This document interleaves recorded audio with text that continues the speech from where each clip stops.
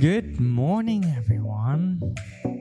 This is Andrea Ferguson and Shanka Poncelé with the Shank Show, and today we're going to talk a little bit about the journey from freelancer to agency owner. And that is really a journey that I have gone together with you, Andrea. Yep. And welcome, Rick, in our audience here. Hello, Rick. Okay, well, tell me, Andrea, you have really observed this transition, and you have a few questions for me, or do you want me to just kind of explain to our audience how I started freelancing in the first place? Yeah, I think that's a great idea. First of all, welcome everybody. Thanks for being here. Hope that you enjoy the show. We're going to talk about delegation and how that was a crucial, essential part to go from freelancer to agency owner for Shankar. So yeah, I do have some questions for you. First of all, there's actually kind of 3 stages that you went through, right? So first 4, I guess, if you count being an employee first. Yes. When you got to the US. Okay. And how long were you employed here in the US? Well, I kind of also want to talk about my employment before I was in the US. Oh, okay, go for it. Yeah. I don't know if you've told me so much about it. Well, I was employed as a law enforcement officer for roughly 10 years.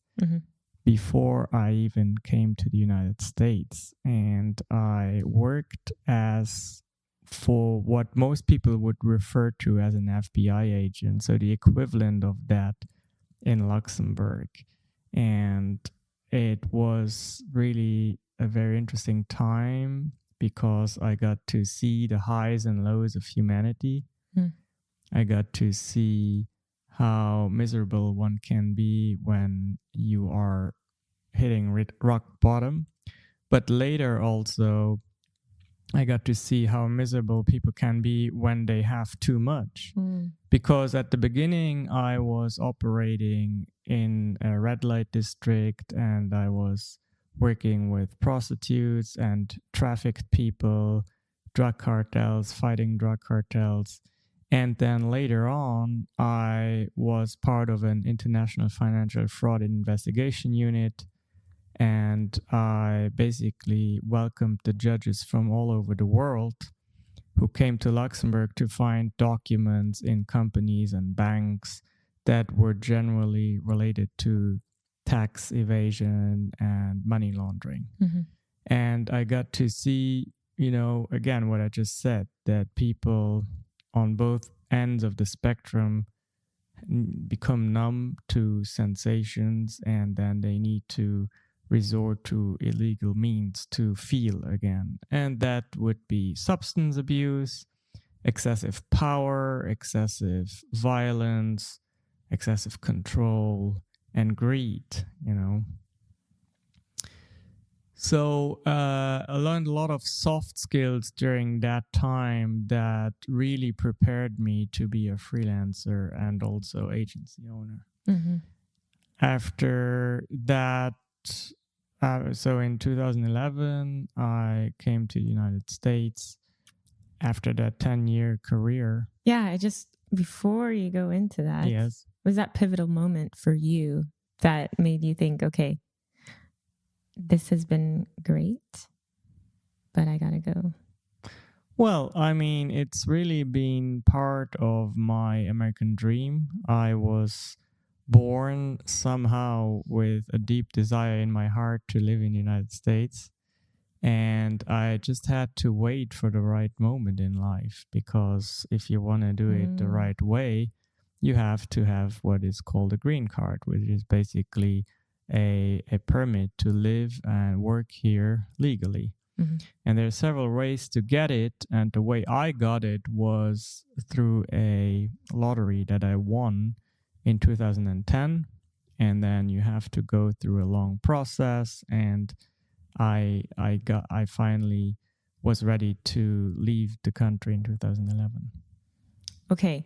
So you had a career where you saw the highs and lows, the ups and downs, basically the perils of society, the good, the bad, the ugly. Yep. But during that whole time, you knew that that was not like your forever career. Like you didn't go into it like, I'm going to be in law enforcement until I retire and then do something different. At the beginning of my law enforcement career, I think there was certainly a phase where I saw myself retiring as a law enforcement officer. I also, even though I harbored the American dream in my heart, I couldn't know for sure if it was ever going to happen. So right. I definitely had set my mind on making everything humanly possible to give myself the chance for it to happen. But I couldn't be for sure. Mm-hmm. I quickly saw, I want to say after 2 years or so, I saw that I had a thirst to use my mental capacities, my intellectual capacities, to go further than what the profession of a law enforcement officer would allow me to do.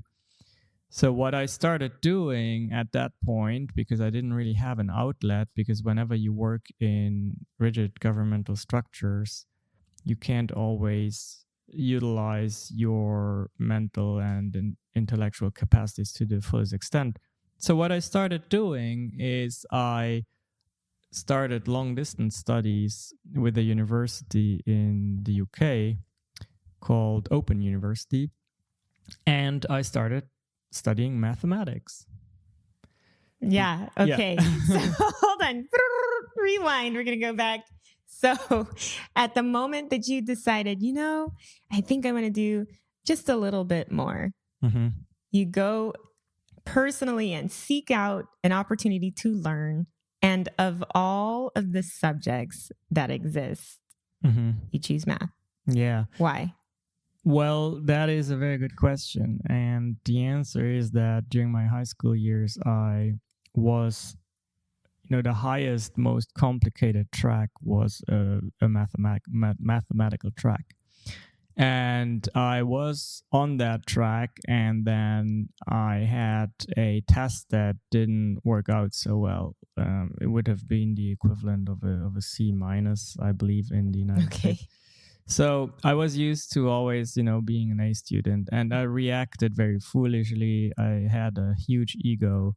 So I switched to a track that was focused more on languages and economics and social sciences, which is considered a less difficult track, right? So I went through that track and graduated from high school relatively easily because it was easier for me.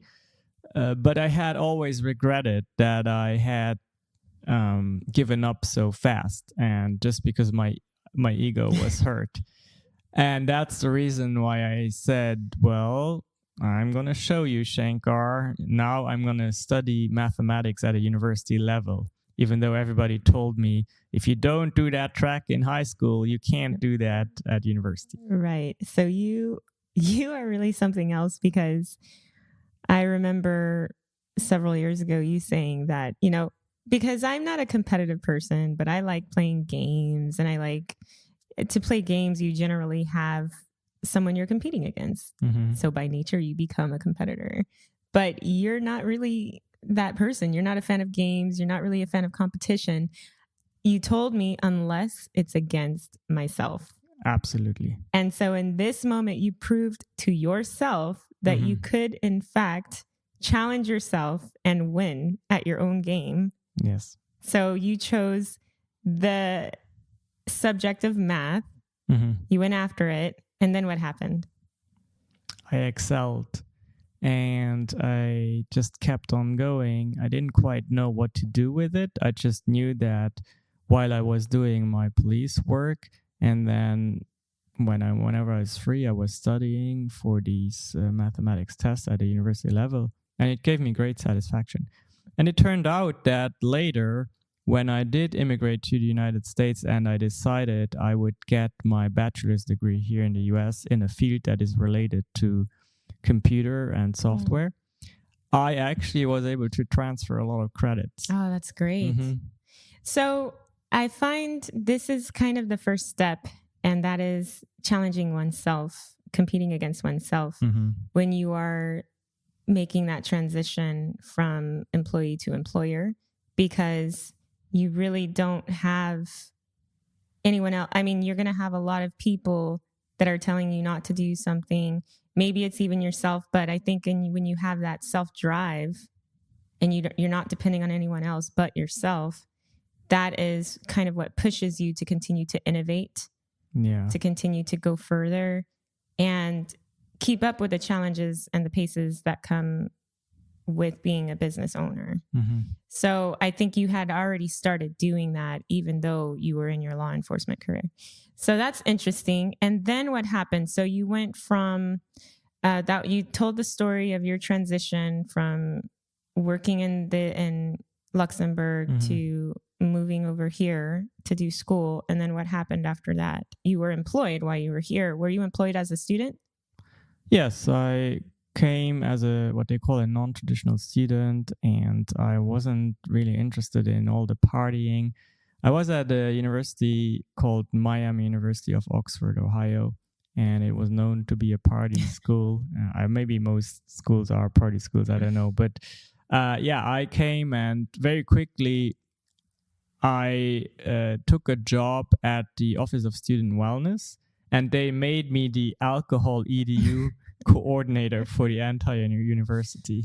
Wow. And that was kind of an interesting fit, right? Because I was used to dealing with alcoholics, dealers, and at the beginning of my career, more often than not, when we found drunk people, we would pick them up and drive them home, and even sometimes carry up the stairs and put to bed, And so I was chosen to be that alcohol EDU administrator, which was really nice because part of it was me also being responsible for administering the courses, which was done online and in person.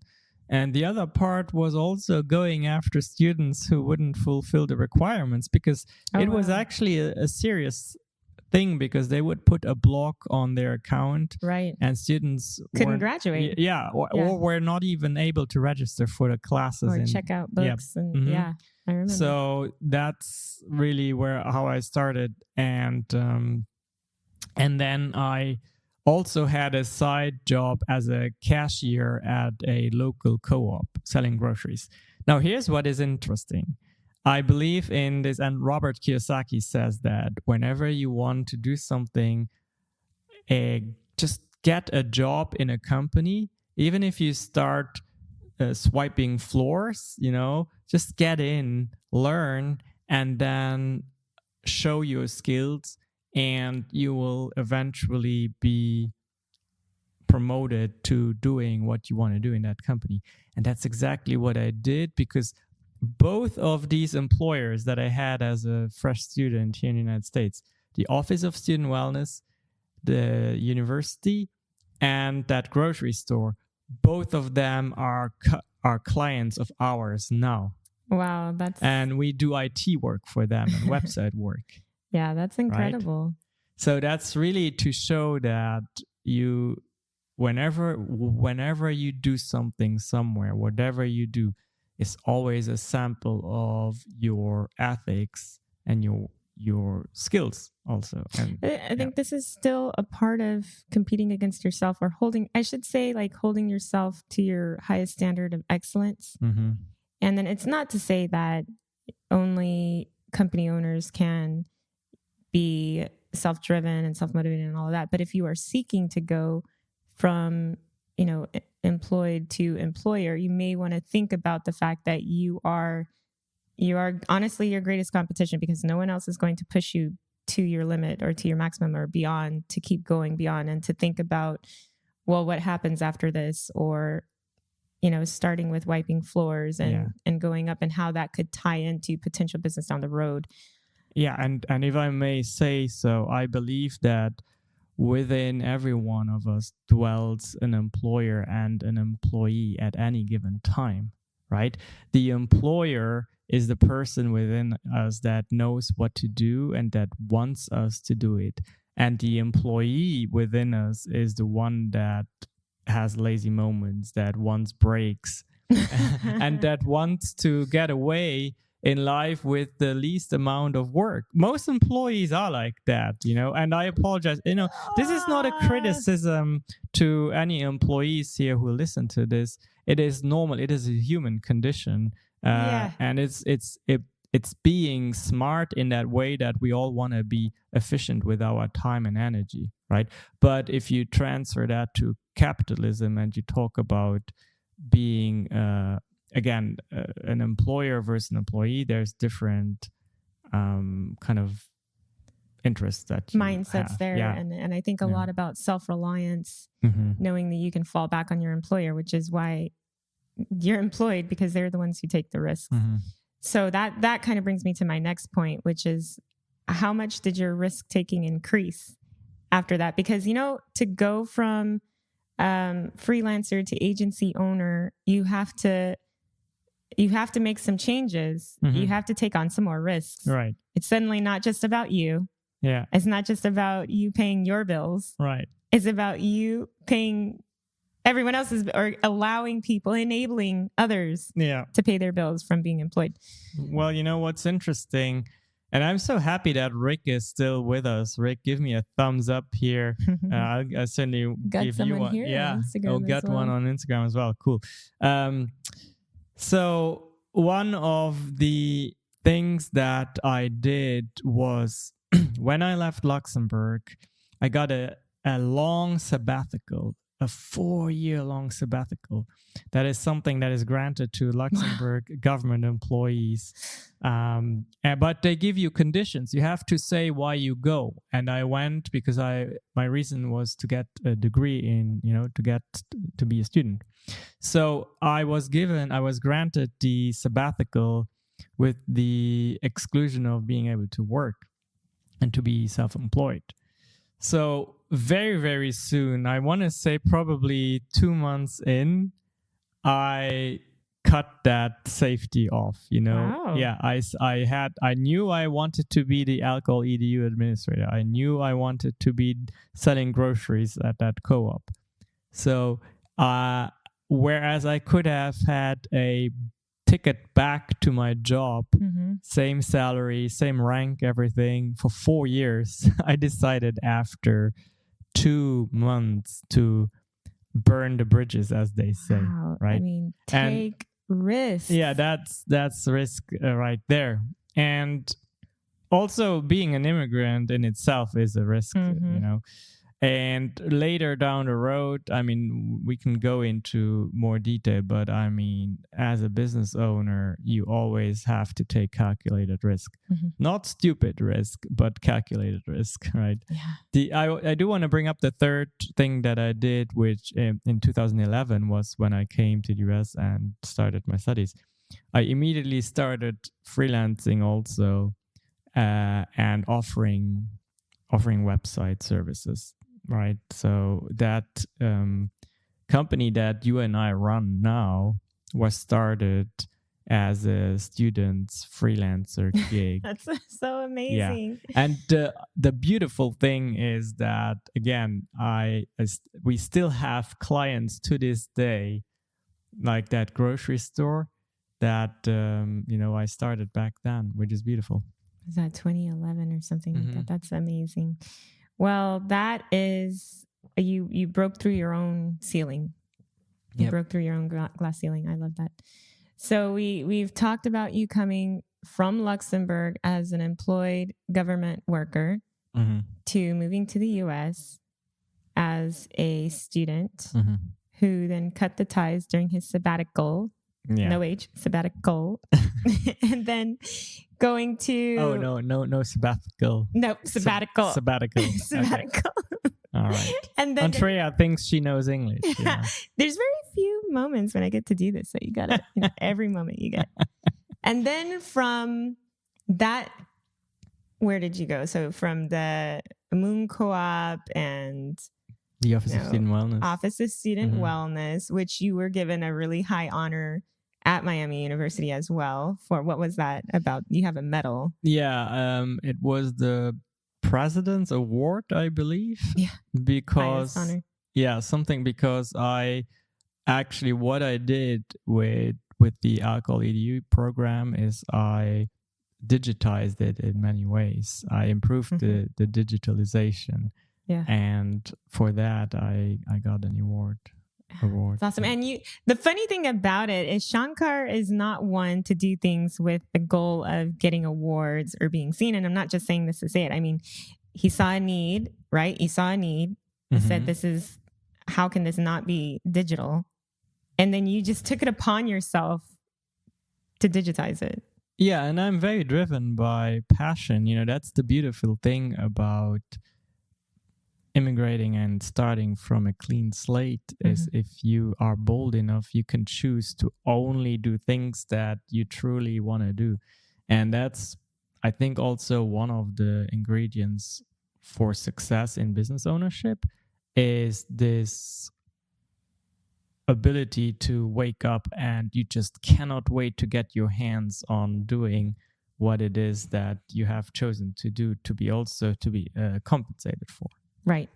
So in other words, I mean, the creation of the iPod or the iPhone or any of these things, maybe it was about, okay, this will be lucrative, but it was really because of the drive, the want to create something in a completely innovative way, right?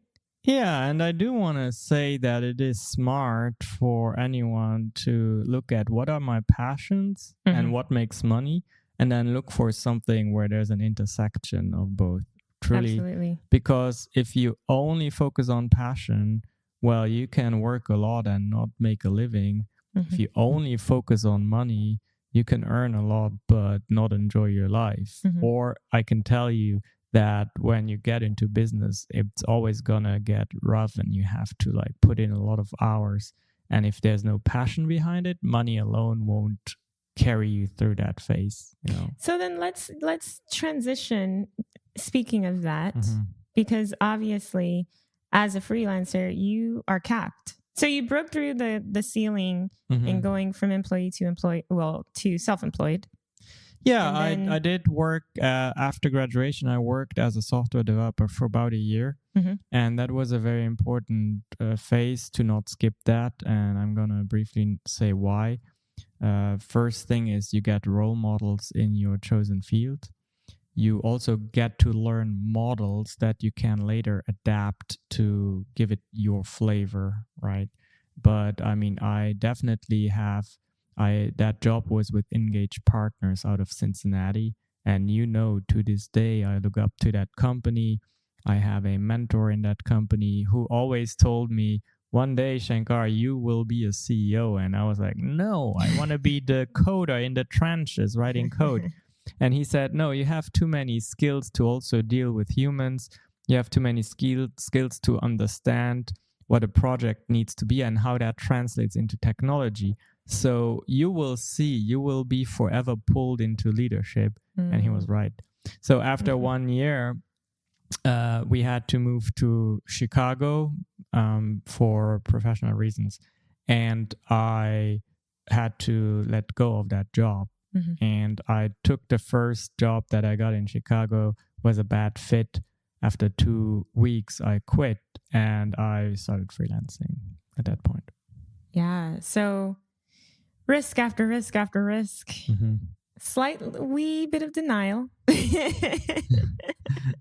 But I think that's because Where's the denial part? Well, the denial is that you would ever be a CEO. Oh, yeah. And I think you bring up such an interesting point. Well, I had so much passion to write code, and I was very proud that I had acquired that skill, right? Right. So, something that I've learned from, other COOs or CEOs is they're good at their craft, but they're better at leading. So you're a good coder, great coder, but you're a better leader. And maybe you'll argue, no, I'm just as good as it could, but there's always someone who knows more than you in a given field. And if you can hire on for that role, then and you can lead better, then that means that you're meant to be a leader. Yeah, that reminds me of a very important conversation I had with someone here in San Antonio. And it was a woman that was leading an agency in the field of web development. Her name is Magali Shogano, I believe I pronounced that. And I don't know how that came about, but we connected on LinkedIn and I must have had a question. And she said, even though technically I was a competitor, she said, hey, let's grab coffee together. And we met and she said something that was very profound, but that at that moment when she told me, I didn't accept. She said, okay, listen, you're either going to be a great coder, and you can do that by working for someone, a company that gives you the space to be that, because you're going to have to put in all the man hours and your time needs to go into staying on top of latest developments in technology. Or you're going to be a company owner, and then you have to realize that you need to let go of wanting to be working in the trenches and coding, and you have to build a team. It took me, I believe, 1 or 2 years to accept that fact, because I told her, no, I'm going to do that. I'm going to make that happen. But she was right. Yeah, I love that. I think I find it very powerful when company owners or leaders see that in you, and they also kind of address that ceiling, right? Because as a freelancer, which is great. And some people don't want to scale. Some people don't want to own a company. Some people don't want to deal with the human relations aspect of it because there's a lot of that. I find that that's more important, is the relationships, than anything else. Because if you're the best at what you do, but you have, either trouble on your team or trouble with your clients, it's going to make for a very tumultuous business. Like it's going to be super stressful. So there's ways, and no business is perfect. By no means am I saying that we're perfect or that anyone is perfect. But when you have the capacity, the drive, and the willingness to manage a team or become an agency owner, and you do that, there's some shifts that happen, and not everybody wants to make that shift, or maybe not everybody is able to do it. So at the time, you're single, no children, and that's a huge difference already, where people want to, but they have a lot of demands. And so you talk about how you have business leaders and people that who are also confirming that you go in this direction of agency owner. Can you tell a little bit briefly about the reason why you left your job and you said, that's it, I'm going solo on my own? Yeah, I will do that. And let me just welcome Soraya Yulfa, if I pronounce that correctly. Hi, Soraya. Yeah, she's from Sri Lanka. Is that how I pronounce Sri Lanka? And we connected recently, and I know she has aspirations for business ownership as well. Awesome. She's a very smart woman, and connected, told me that. Anyway, Soraya, if you want to participate in the conversation, raise your hand. But I will tell you, Andrea, I was in Chicago, took on the first job, and I realized that my boss at that new place didn't have the standards that I felt our clients deserve. And it was not her fault. I think to a large extent, she didn't understand the technology well enough that she sold, and she overpromised. And I didn't feel comfortable in being in that environment. Now, I will say, maybe I was wrong, because she is still in business. It looks like she leads a very successful business too. So, but at that point, for me, that was like, okay, I have to do it the right way. I have to deliver work that is worthy of being associated to my name, and I'm going to start freelancing. So what was the point at which you decided, okay, I'm freelancing, I'm doing my own thing on my own terms, providing the value that I want for my customers that I feel that they deserve. And now either I'm getting too much on my plate or I want to scale, I want to grow this thing. What was that pivotal moment for you where you decided to switch from freelancer to agency owner?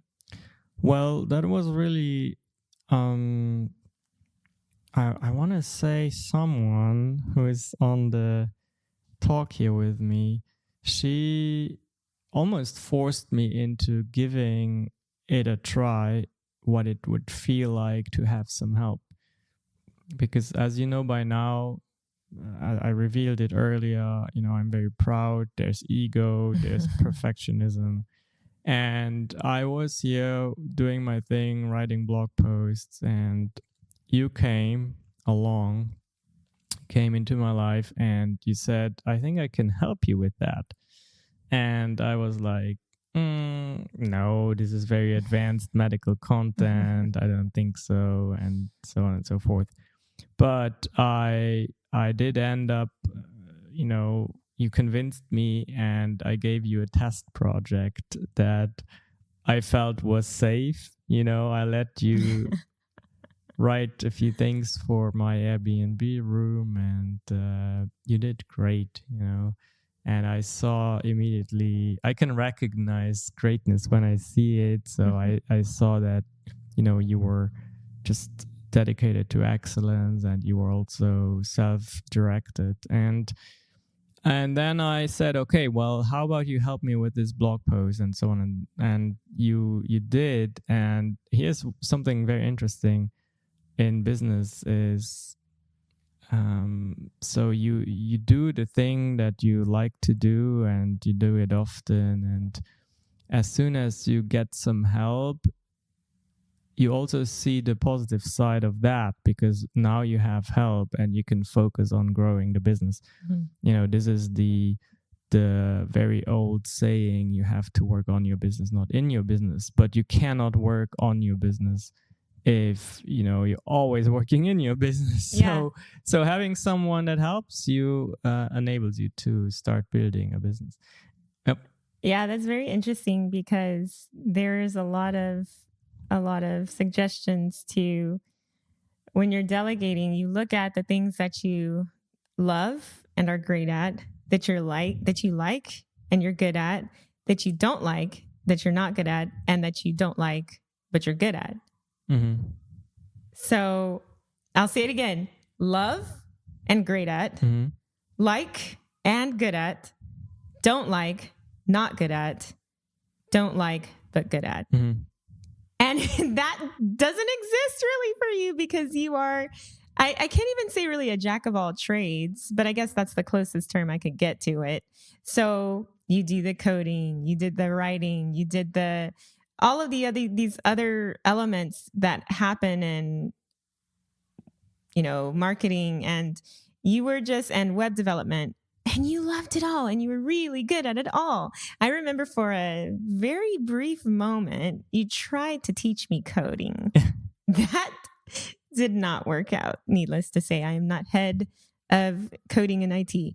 So, but it's definitely letting go, and it's definitely taking another risk.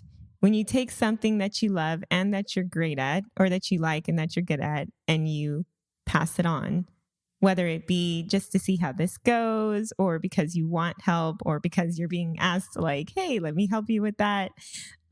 Shout out to me. I want to thank me for convincing you to, because this was really advanced medical content here. It wasn't there's a lot of research involved. I do have a background in international public health nutrition. I leaned on that a little bit. I know the sources to go to. So it's not the case that just anybody would be able to give you help. I think it might have ended a little differently had it been someone who wasn't able to fulfill on that. Yeah. But I just want to say that takes a lot to step out and be able to do that. And so once you finally did, what happened after that? Well, before I answer that, I want to briefly point the attention of our audience to a website we have, shanks.club, SHANKX.club, which is really a repository of all the learnings and teachings that I gained from all of that time. It is $27 a month, but for our live listeners, they can use the coupon code LIVE, and then it drops to $7 per month for live. Anyway, now you have to repeat your question. So delegating, you take things you love and you're great at, like good at, don't like, not good at, which there is generally a correlation. Like your strengths and your passions and all of these things, you totally play to the strengths because they're things that you do all the time. You do them all the time because you love them, generally speaking. Like I know there are things out there that you are like really great at and you don't like to do, or maybe you've outgrown them, those kinds of things. And I would guess that those are the first things that you begin to delegate, or how does that work? How did you decide once you have help available to you, you quickly realize that there are things that you really, really like. And there are things that you may be good at, but you don't, as you said, you don't necessarily enjoy them. So those are the first things that you naturally delegate. Choosing between coding and blogging, for example, you obviously give up the blogging. Right, exactly. So I actually am pretty decent at blog writing, and I got a medical website to rank first for very complicated keywords. But it is not necessarily something that I love doing.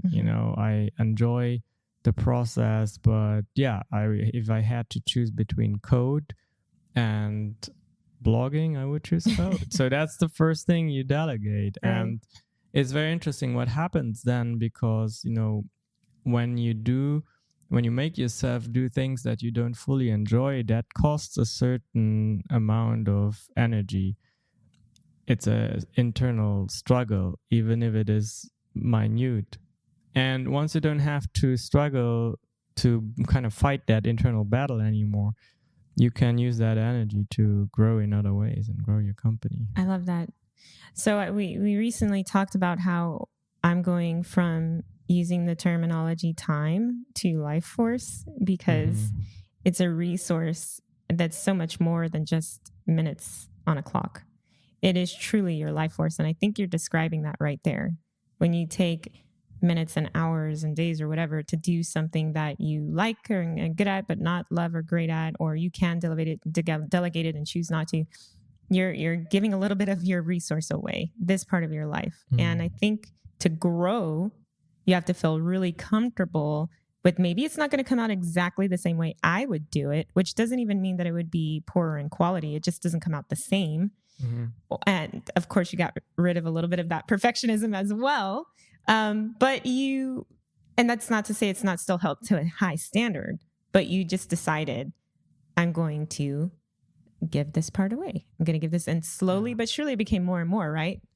Yeah, well, because businesses, when you listen to wise business owners who are millionaires and gazillionaires, who I am fortunate enough to be mentored by those, they're the first ones to tell you that perfectionism is really bad for business, because you just can never progress and never focus on growth, because it is quite an elusive thing, perfectionism, and it's a lost cause, because you're never perfect, right? Especially not if you're someone who always wants to grow and get to the next level.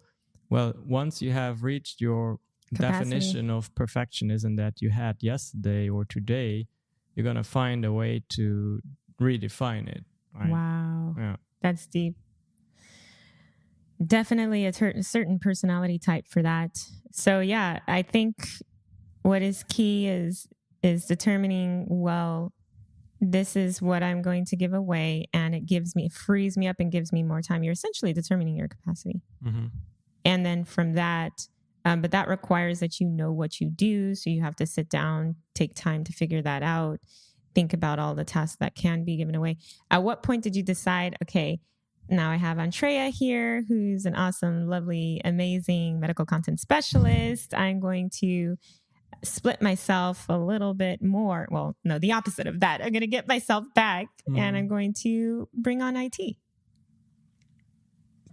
I think it had a lot to do with listening to other business owners and being influenced by mentors who told me, who made me understand that you don't really have a business if it's just you and everything relies on you. Because if something happens to you and you can't fulfill your work anymore, well, then that's the end, right?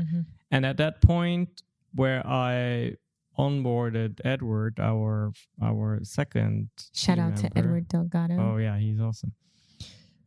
I had already gained a few very important clients here. I did work for a rehab facility. I did work for a medical clinic, and I was very much aware that making their websites and their computers work was bigger than just me getting paid for work. It actually meant literally lives depended on it, because and also sobriety, people's entire existence, but also the employees that are working for my clients rely on the websites being up, rely on computers running.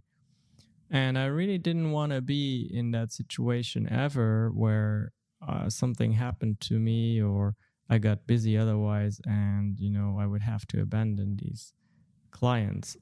So that was really one of the reasons why, on top of course, starting to understand that you can really only grow as a business person if you set yourself up with a successful team. But those two things were driving me towards growing the team.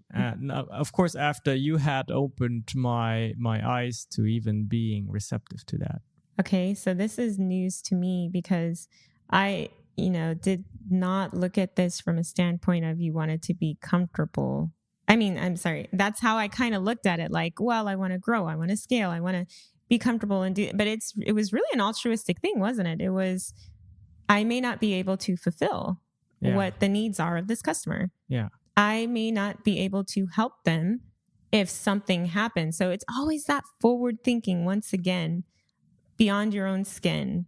I think that's the really integral to becoming your an agency owner. If you think about the exercises that you go through as a business owner, you always speak about core values, right? And really, one of the core values that I have always had was wanting to be dependable and reliable to the people and companies that entrust me with their business, because they're like giving you a chance as a freelancer or as a small business, and then you definitely want to give. They just deserve that, right? I love it. Well, that is definitely. And thank you, Soraya, for your thumbs up. I'm so happy that you are here with us. Yeah, that's a great trait to have, I think, in any leader, and especially one that's thinking of the community, because the clients that you serve, and especially when they're local, they are a part of our community. And that is a great trait to have as a leader, thinking about how they can run and how you will impact all of their clients who are also a part of the community, especially in health and wellness. We know how important it is to be able to access medications, and you can't do that if the person is locked out of their computer. They can't, function. And you're very conscious of how much a person can operate, and you care a lot about operations as it pertains to their devices. So yeah, that's something I guess that I learned. I didn't realize it wasn't so much that you were at your capacity so much as it is, I can't be 3 places at once, for example. Yeah. And the what ifs, I think, are very forward thinking and reveal a lot about leadership. So, and what started happening with Edward is that when people call our company numbers, once I noticed that some people would call and they didn't even know me. They asked for him. That's great. They didn't know that I existed. That is a first sign right there that you are no longer a freelancer. That's a proud moment. You have a business, Yeah, it lives beyond you. Yeah, because they had an issue to be resolved and I was not needed in the solution. Right. Yeah. That's great. Even though it's your moniker. Like Shanks is your name. That's great. I love that so much. And I think that when we think about what we quote owe to our clients, to our community, to even our own team, which is another reason I think we brought on the next team member because I needed help, right? Mm-hmm. So talk a little bit about that decision, because at that point, I honestly really did believe before we had our next hire that it was just us. We're a trio. Like, oh, this is Shanks. This is cool. I'm comfortable with this. Money is good. Opportunity is good. We can handle this. But, for you, it was always beyond just the financial bit of it. As you just revealed, it was about being able to take care of the clients. And part of being able to take care of the clients is being able to take care of your team, right? So talk a little bit about that. Well, if you think about it, what happened to me, someone who needs to work on the business versus in, that also happens to your team.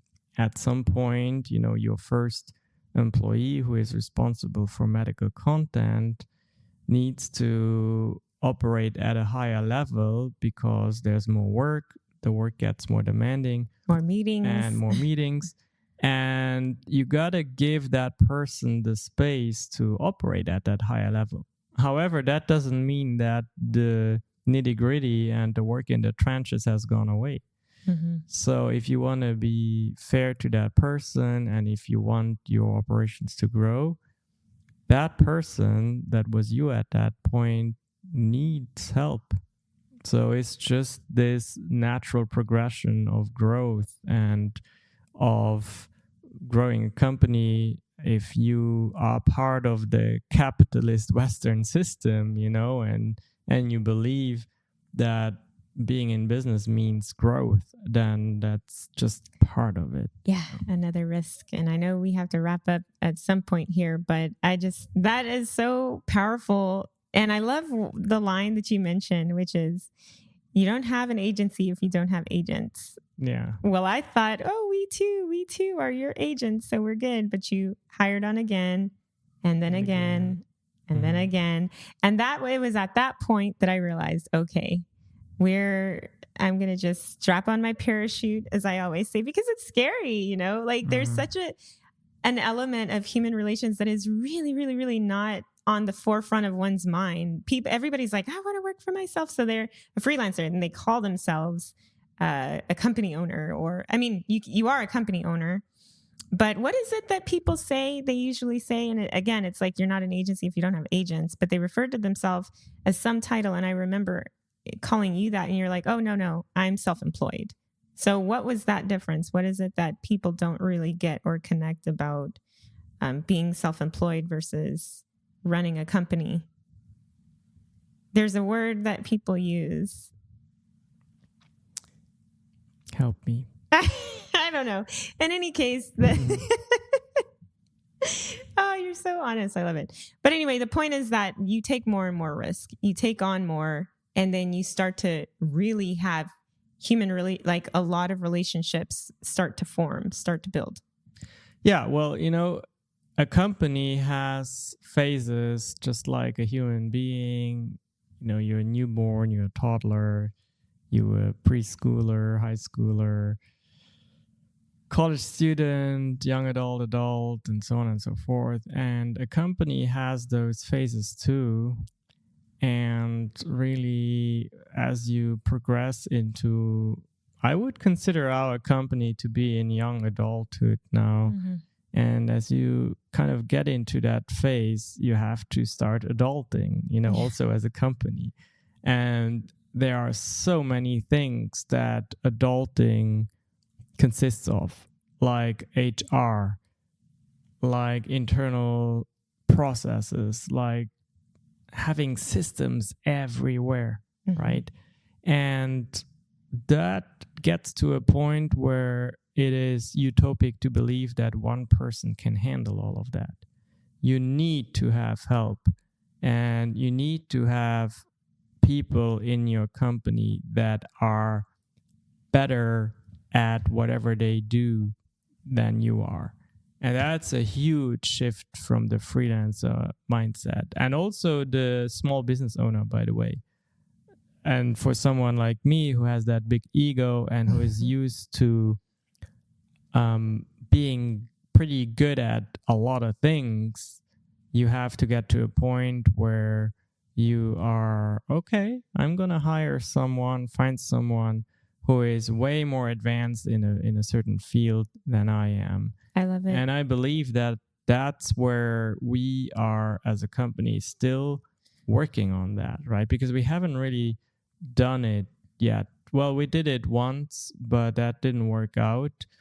But I mean, that's where we are at right now. I mean, we have to hire experts, and we have to put in systems in place. But then you're able to be a much better leader. And I have been told so many times you owe it to yourself and you owe it to your company. Yeah. And I've also been told if you're the smartest person in the room, you're in the wrong room. Exactly. But there are different fields of intelligence, and there's different areas to be smart in, and there's different departments, and you always want somebody who knows more than you or is more experienced or whatever. Yeah. And that doesn't mean that they want to run a business, that they know how to run a business, or that they strive for that. Well, exactly. That goes back to what that lady Bagali told me, remember?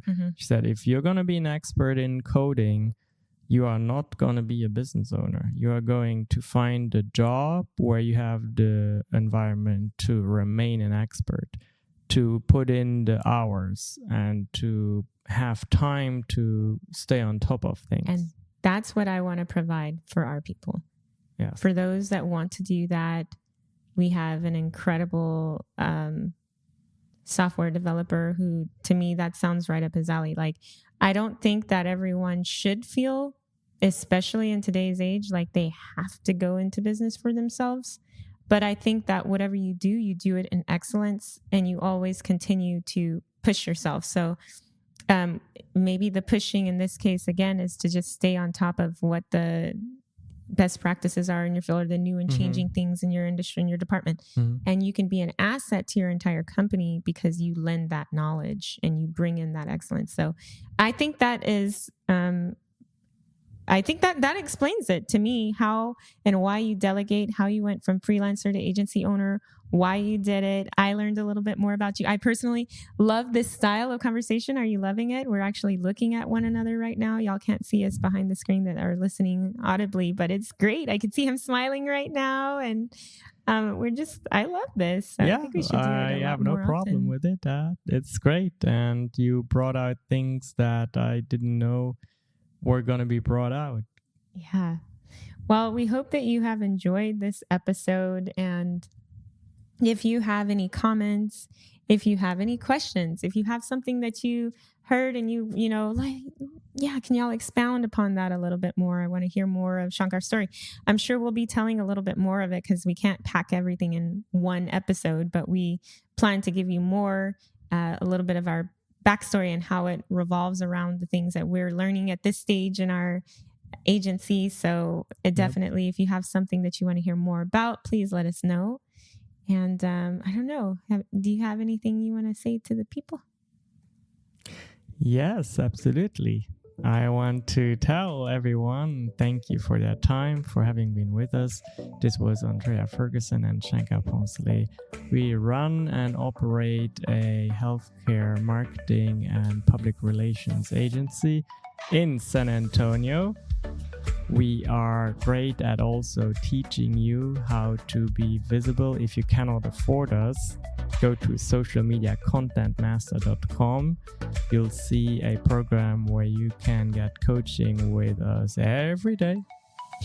If that is a little bit too advanced, go to shanks.club. That's SHANKX.club, and use the coupon code LIVE, LIVE, so you can be part of our great community and learn how to build a business, learn how to build followers, and learn how to never give up and how to always strive after excellence. Thank you so much for your time again. Andrea and I, wish you an amazing weekend, and we'll see you very, very soon again on this platform. Bye-bye for now. Bye-bye.